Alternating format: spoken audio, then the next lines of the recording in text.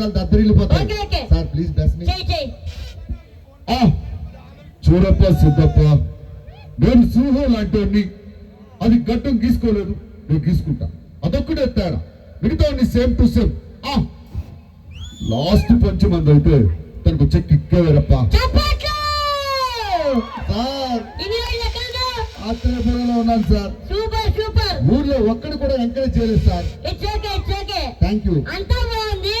ఇప్పుడు పవన్ కళ్యాణ్ గారు వాయిస్ ఎందుకు చేసింది ఎవరితో? మా అత్తమ్మ గురిదా? అరే ఆ కుర్రను పంపించండి.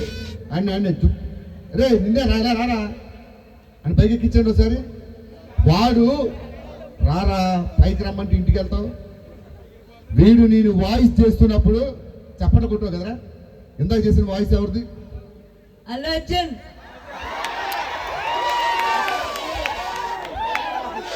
మీరు పుష్ప సినిమా చూసి పాడైపోయారు, అది అల్లు అర్జున్ రా. సరే, హీరోలోనే అందమైన హీరో, ఇది గుర్తుపట్టండి. రాయ్ ఊరంతా దత్తత తీసుకోవడం అంటే జేబులోంచి డబ్బులు తీసి రంగుల రోడ్లు వేసి వెళ్ళిపోవడం అనుకున్నారా? నిన్ను వీణ్ణి వాణ్ణి మొత్తం దత్తత తీసుకుంటా. రాయ్ ఊరు నుంచి చాలా తీసుకున్నారు, తిరిగిచ్చేయండి, లేకపోతే లాభైపోతారు.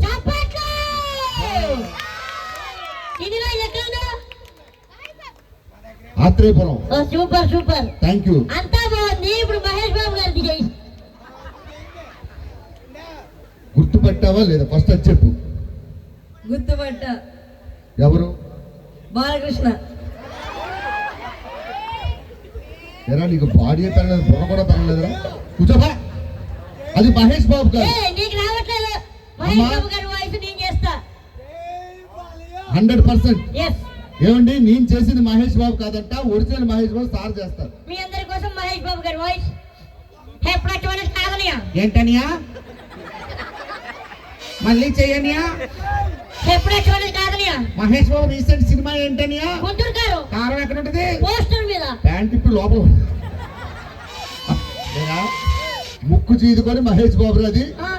సరే, హీరోలోనే టాప్ హీరో, ఇది గుర్తుపట్టండి. రావాలనుకునే మనిషి వచ్చినప్పుడు ఆనందపడాలి కానీ ఆశ్చర్యపోతారు. కాశీకి పోయాడు, కాషాయం మనిషి అయిపోయాడు, వారణాసికి పోయాడు, వరుస మార్చాడు అనుకున్నారా? అదే రక్తం, అదే పౌరుషం ఇక్కడ.